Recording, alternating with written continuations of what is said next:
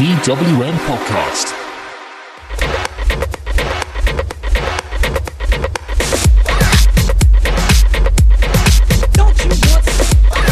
It's the road to Crown Jewel, the literal rail replacement bus service of journeys.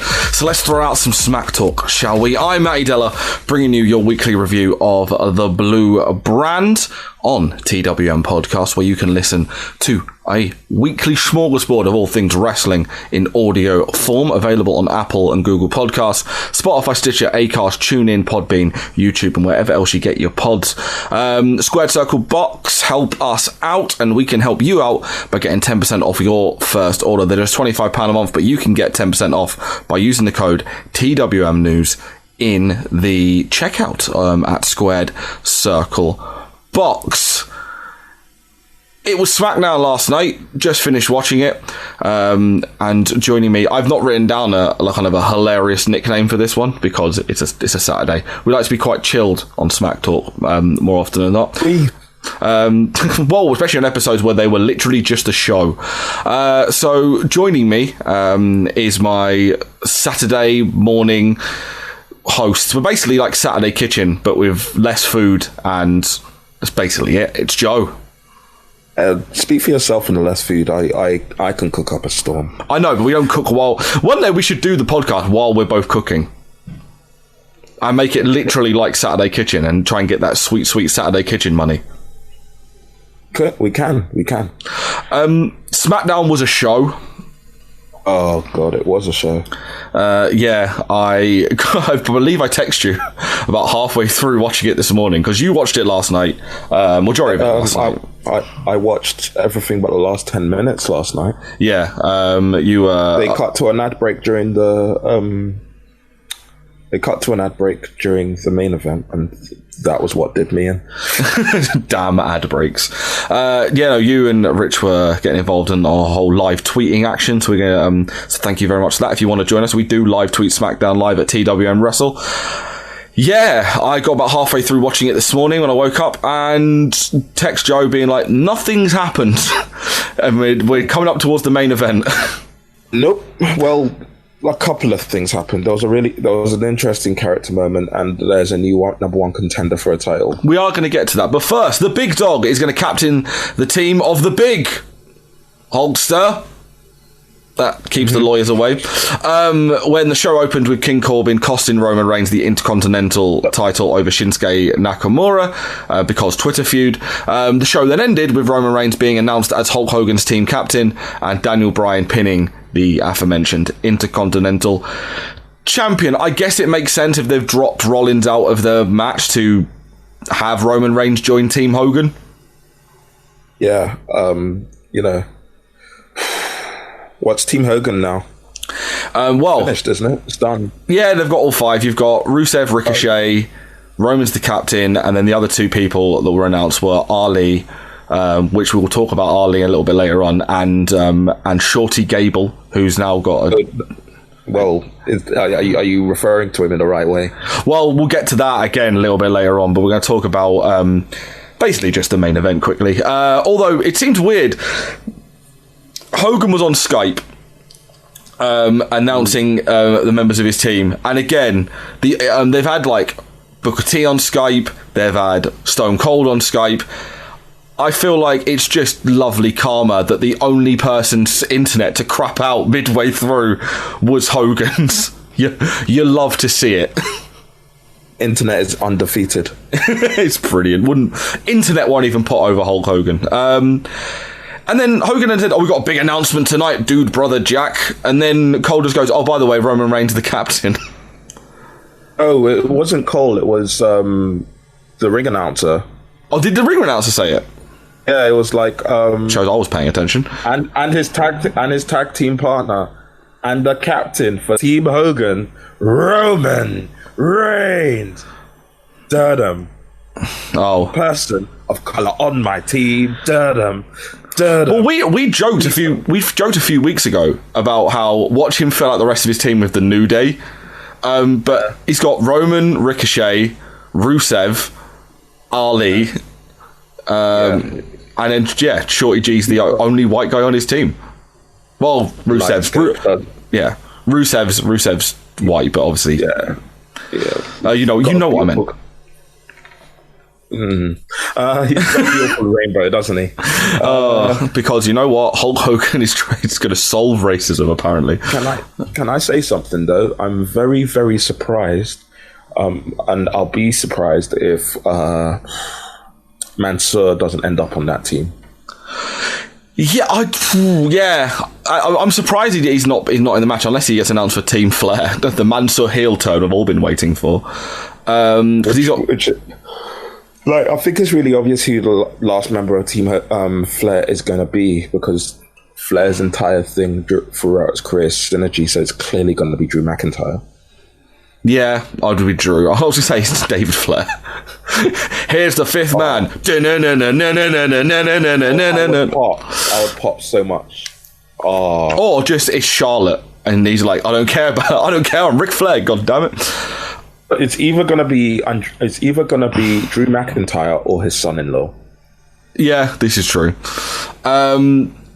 We seem to be also, based off this, might be getting a Brian Nakamura program for the IC belt, which I'm all for. I'm happy for us, the fans. I'm happy for Nakamura, who has said who expressed his sadness that he'd never get to wrestle Daniel Bryan because he was retired after he joined the WWE, and I'm happy for Daniel Bryan, who I know as a absolute wrestling nerd. I'm sure they must have wrestled before. I don't think they have, because I think I would be shocked if they have, because Nakamura would have been coming in to New Japan. Mike's the best person to ask on the Indie Wrestling Show. He would know if these guys have crossed paths. So ask him live on the Indie Wrestling Show next Wednesday. Let's keep our audience in suspense. We will. I'll ask him about Brian and Nakamura next Wednesday on the Indie Wrestling Show. I'm hoping that they give this some time. They had one big match that they massively hyped up, and then didn't really give it the room to breathe. But I guess they couldn't. But Brian Nakamura, I feel like there's enough open landscape on that SmackDown show on Fox for them to really kind of hammer home like the sports, the athleticism aspect of these two. Because I thought, here we go, Technique as well, because we get a little bit of that later on as well with Shorty Gable. We'll talk about that in a second. But I thought, here we go, Fox execs are going to have Roman become the Intercontinental Champion because they need all the big stars to be the champions on their brand. But it does seem like they want the sports aspect. Like, Roman's going to be a big marquee name, but they want to have like the Brian Nakamuras and the likes of, as we mentioned, Chad Gable being put over really strong. Like, he cut a really good promo. But the shame they ruined it with the awful video package, made him look like a fucking twat beforehand. But, and then they ruin it, Joe. Nah, we all knew this was coming. Oh no, we knew it was coming ever since someone found out that WWE had trademarked the name Shorty G. Dear. Because you know what? I'll say this. I don't know about you. Shorty Gable. I kind of was starting to come around to it because it does sound like one of those old 50s shooter wrestling names. Now he sounds like a rapper. Let's say 2006 on Channel U. Right. He sounds like a rapper that would only be ever featuring. Featuring Shorty G. Yeah. I'm about the same size as a flea. You swing for me, you can't touch me. Everyone knows that. Shorty G. And then it freezes on Shorty G. Yeah. Speaking of video packages, Ali got a sick video package though. They put him over massive. They seem to be back on the push with Ali.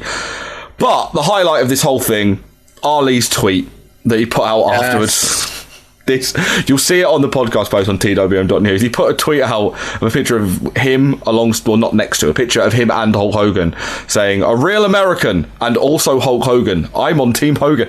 That couldn't have sounded more like I'm on this team to prove a point. Said that too enthusiastically. Let me give it a go. Go on. All right, let me get the tweet up and let me go, because I retweeted it. My point was that seemed like a tweet of like, yes, I know, but I'm going to make the best of a bad situation, rather than like, I'm really excited to be teaming with Hogan, guys. It's right. A real American and Hulk Hogan have been added to Team Hogan on the 10th or the 31st at Crown Jewel. Yay. It would have been better if he just put under the tweet, I'd rather they didn't bring me. I'd rather I'd stayed at home. I've got an idea. How about they put Sami Zayn on that team? Or Daniel Bryan, or John Cena, or Kevin Owens. No. Those guys have opted not to go. Saudi Arabia asked for Sami Zayn not to go. Yeah. It's all a big mess. Yeah. It's kind of, also, have you seen that a bunch of judges have ruled that the prince up behind the great PR of Saudi Arabians more modern, it was him. He ordered the killing of Jamal. Are they actually? Is that like news? That's news. Yeah. Oh well, this is more awkward now.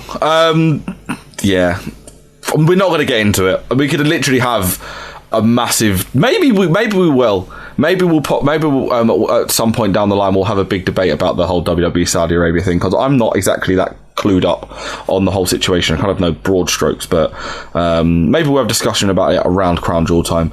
And because in all fairness, when we try and do a review of that kind of show, it's not much to talk about. Listen to the last two ones that me and Joe have done. We just buried the entire show.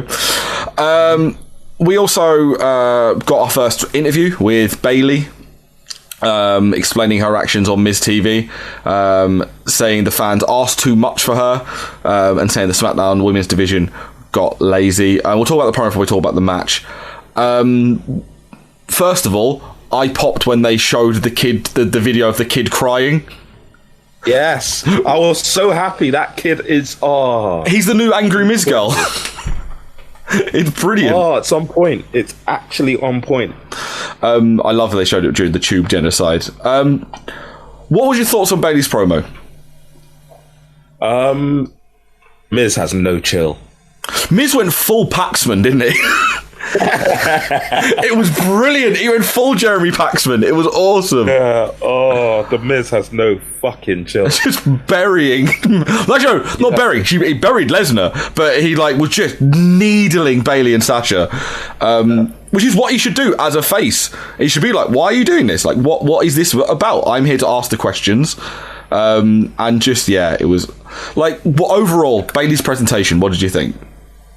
Presentation, right? I believe I was taking notes on this during. So back to my Twitter account. Firstly, very, very annoying that Bayley came out with Sasha. They came to the ring, and the Miz said, "Wasn't expecting you, Sasha."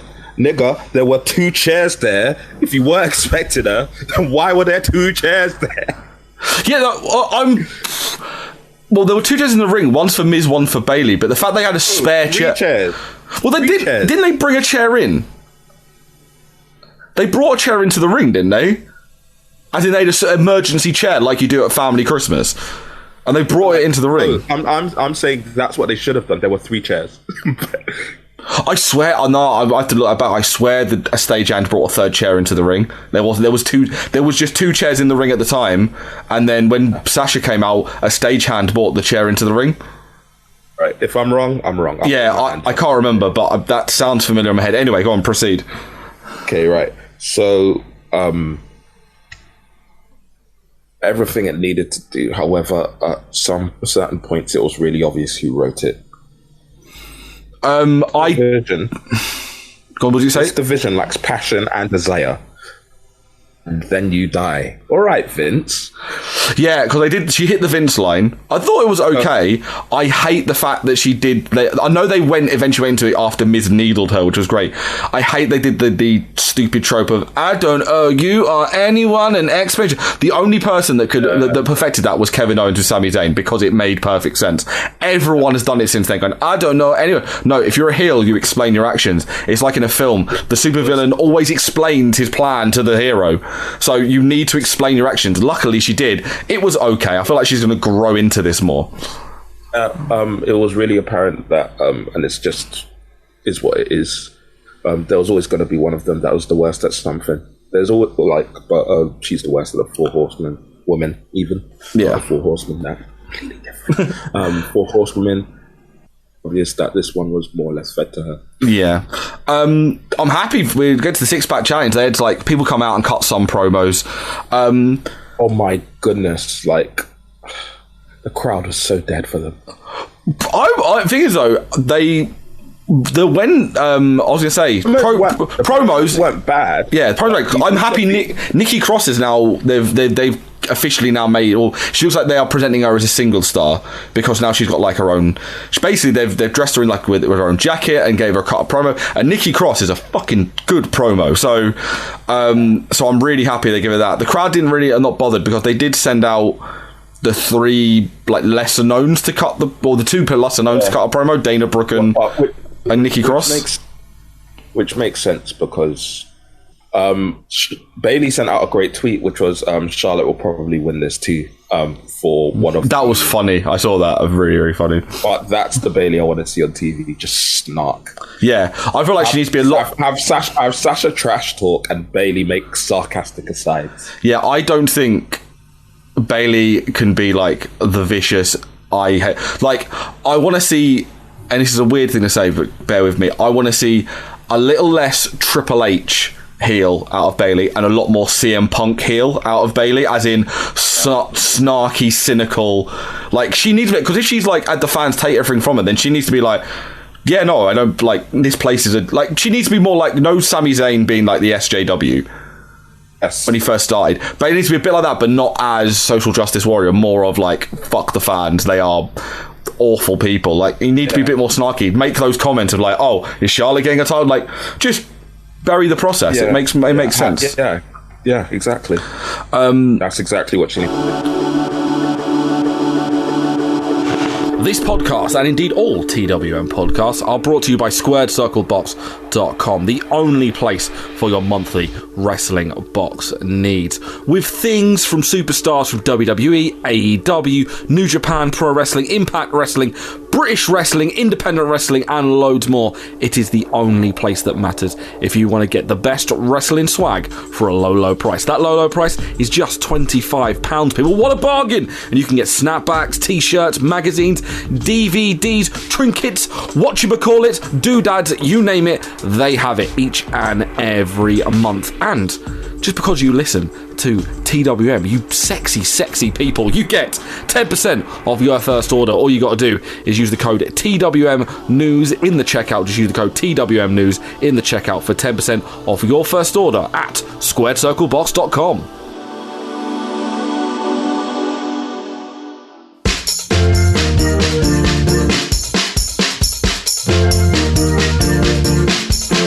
Why not spread? I said, why not spread the gospel of the TWM squad with some of our lovely merch over at Teespring? We have t-shirts for all shapes and sizes, hoodies, sweatshirts, mugs, stickers, and loads more. Also, just for listening to this podcast, you can get 10% off your order. I said use it. I said use in the code podcast. That's podcast. Once again, podcast in the checkout for 10% off at teespring.com/stores/TWM-wrestling-merch. That's right. Praise. Testify. I will say, when Nikki won the six-pack challenge, the crowd popped massively. So I'm happy that she's getting a reaction. Yeah. She is over. That match is going to be... Well, we've seen that match a lot, actually. Yeah. It's good to see that they put Nikki and Alexa together. Rather than split them up, they kept them as a team. And that worked because the star power of Alexa Bliss elevated Nikki, and Nikki's now got herself over as a single star. So now what they've done is they did the thing they always want to do, which is they stuck two single stars together. One that already has a star presence and one that's up and coming, and that star has transferred that presence over to the other star, and now Nikki's got the presence on her own. So they've made two bigger. They've got one already big star, and they've made a big star already. So that actually worked. Something we were really questioning WWE doing, and funny enough, that actually worked. The Alexa Bliss Nikki Cross stuff. So kudos, I'll give to them. That we're probably gonna see a lot of Alexa Bliss in the next few weeks, I imagine. Yeah, I think they might end up turning Bliss heel. I wonder if they'll have Nikki, Alexa cost Nikki the the title match. Maybe because they need to make Bayley as chicken shit as possible, because that's the whole point of it. She needs to be a chicken shit. Well, no, like, on Nikki her first shot, and then Alexa's gonna. There, we can build a story. Yeah. This match, the 6-woman 6-pack challenge. If you like roll-ups, you'll love this match. It was roll-up. It was very similar. They did this before. When I think they did the first draft, they had a big 6-pack challenge. I think there was a 6-pack challenge every fucking week. It felt like. But the one they did for the SmackDown Women's title, legitimately, it was like roll-ups. The match everyone's kept doing roll-ups all over and over again. It's which makes. Then the end was like, right, anyone with a striking finisher, use it. Carmella hit like 50. Carmella had a super kick party all of her own. and that one Corey Graves didn't turn up to either. Oh, jeez. Listen back to Best of the Rest or watch this week's Total Divas to get that joke. Oh, that's incredible. And, yeah. Other bit, because literally we're coming towards the end of SmackDown here. Because nothing happened. It's going to be a short episode, guys. They had new entrance. They changed the entrance graphics already. They now do kind of like the sliding photo comes out with the stats. I think it looks better. Yeah. It looks more sporty, which I like. I wrote this down thinking no one noticed, and then I saw your Twitter, so of course you noticed it. Look. You can't call me a historian because the only thing I know about is the New Day, but you may as well call me an oracle because the only thing I know about is the New Day. You were like, and I clocked that really recently because they had them come out, and I was sitting there about to roll my eyes and going, "Oh look, Kofi doesn't give a shit about the belt and stuff." And again, a trope they took off Total Divas of people asking if Kofi's okay. And Kofi pretending to be fine, but deep down inside it's killing him, much like with Carmella on Total Divas. Heavy Machinery said we can bring back some positivity after you lost the belt, and Kofi just goes, "I'm fine, I've got the power positivity," as he's crushing a pancake in his hand, and I'm like, 95% of the audience are not going to see that, but when they call it back in about 3 months' time, when eventually they do the big blow off, whatever they're going to do, that's going to be really, really subtle. And again, kudos to WWE for something like that, because that was. That's Bruce Pritchard all over, isn't it? Really, really clever. Yeah. Shout out to old man Puckering for allowing me to display my knowledge. Oh yeah, he just actually was like, "Why does he doesn't care?" And you were like, "Allow her, sit under the learning tree, if you will." And let me just like, you know, add another nickname to my slowly gathering pile of them. I am an oracle.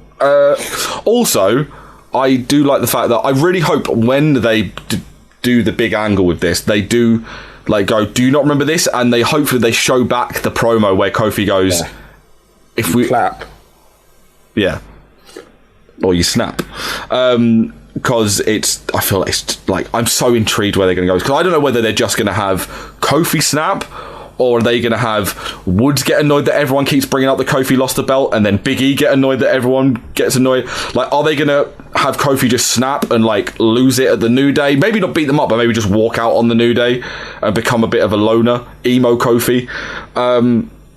Or are they going to have Big E and Woods like join him in getting frustrated that everyone constantly keeps bringing up Kofi losing the belt? I think that's where they'll go with it. Yeah.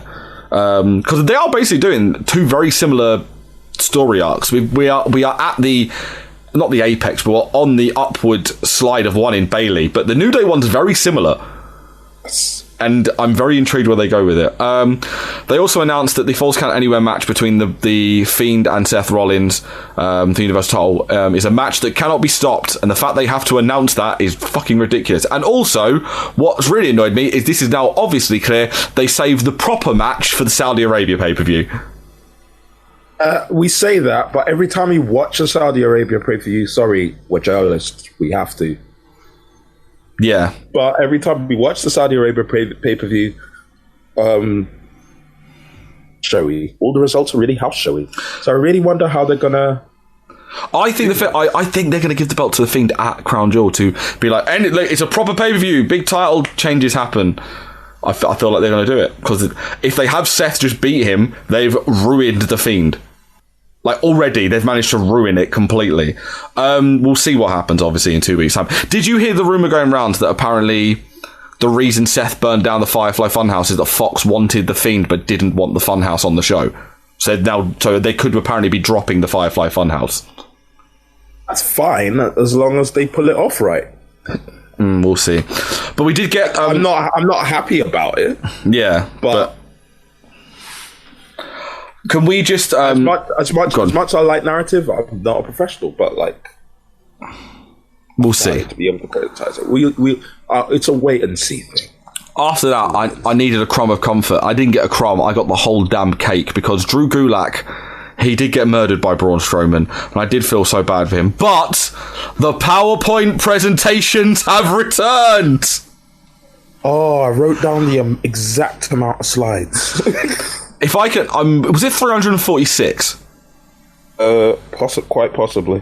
I can't remember. I love the fact that I want them, if he's going to be serious, but at the same time be like, I want him to keep the serious edge that he had from 205 Live. But if he's going to basically be very similar to, I said that he's very similar to like Principal Skinner. Yeah. Where he's very straight-laced, but he's a ridiculous human being because he's so straight-laced. Or very similar to like Lance Storm. If he's like Lance Storm levels of like, I'm a serious wrestler, I'm also a combat sports oracle, I believe he said as well. Yeah, so I hope they do a fair bit with him. I think they will, because they want a lot of like the pure wrestlers, the shooters, if you will, on SmackDown. But yeah, he got yeeted about by Braun Strowman. But the PowerPoints are back, so I didn't care that he lost in the grand scheme of things. That was SmackDown. Not a lot happened. Next week we've got Cain Velasquez and Brock face to face, and Hogan and Flair face to face. So I hope they wrestle. I want them in the Hell in a Cell. Right, so we'll wrap things up with 205 Live in 205 seconds, and I'm already going to preemptively. 5 seconds. Hold on, where's my phone? I am preemptively going to get up Only Lorcan tweets, because I have seen what happened on 205 Live this week. It no gonna fill up that amount of time. Do we remember how long 205 seconds is? It is, if I'm not mistaken, 205 seconds was 3 minutes and 25 seconds. Yeah, 3 minutes and 25 seconds it was. So I've got 3 minutes and 25 seconds. That would be 60, 120, 180, and then 25. Yeah, 205. I'm going to get up Only Lorcan's tweets, because I know it's not going to be full 205. No question, because not a lot happened. Anyway, so this is the part of the show where, if you've heard, we have 205 seconds to cover 205 Live. They moved 205 Live to a Friday. We're not going to have a separate show just for 205 Live, because it's probably not going to be around much longer, especially what they announced at the top of the show. If you remember WWE ECW, this is exactly the same way that went. And then there was some matches we're going to go through. I can literally just say there were some matches. But 3, 2, 1. To open 205 Live general manager Drake Maverick, who's been drafted to SmackDown, so I don't know why he's still the general manager. I thought they were just not going to have that. He openly said basically half his roster has been drafted away from him, so he's announced a deal with NXT GM William Regal to share talent with his brand. And they did this in WWE ECW with the Talent Exchange program. ECW was dead within 6 months. There was meant to be a match between Jack Gallagher and Brian Kendrick, but they brawled in the aisle before their match could begin. Brian Kendrick twatted Jack Gallagher with a kendo stick before the match began. They still wrestled. The referee said it was okay, even though he'd been bludgeoned by a blunt object, and Brian Kendrick defeated Jack Gallagher via pinfall. The Singh brothers said they were the number one pick in the Bollywood draft, and they defeated Justin Alexander and Justin Morris via pinfall. They got an enhancement talent victory. It's better than them actually being enhancement talent, because they actually get reaction on 205 Live, because the Singh brothers, or the Bollywood boys, whatever you want to call them, are incredibly good heels. Then we get to the main event, and I feel like I've not even passed a minute yet. Tony Nese defeated Only Lorcan and Arya Daivari via pinfall in a match that wasn't necessarily for number one contendership, but they alluded to the fact that probably the person who wins this match, is going to face the NXT Cruiserweight Champion, Lio Rush. Tony Nese then grabbed a commentary headset instead of grabbing a microphone for reasons, telling everyone that he's excited Lio Rush is the new Cruiserweight Champion, because he's coming to reclaim his title. How long have I got to read Only Lorcan tweets out? minute and 53 seconds. Sweet. Only Lorcan put a photo up of him and Spider Nate Webb. If you're a fan of indie wrestling, that'll pop you. Only Lorcan then tweeted, "I'm hungover and I'm on 205 Live tonight on the WWE Network. Call the cops."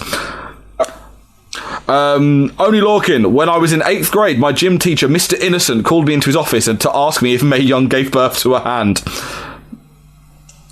We're now going back because I got my ass kicked on NXT tonight. I wonder why he said this. He then also tweeted, "Eric Bischoff was always my guy to play in WCW NWO Revenge because he did karate." Hero. That's literally all the tweets that he's done. So I'm just gonna say call it. Call it.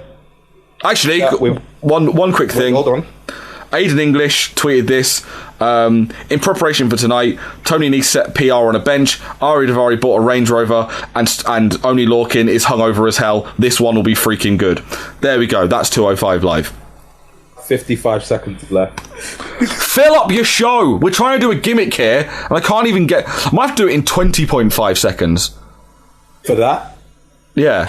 Just get it 20.5 seconds.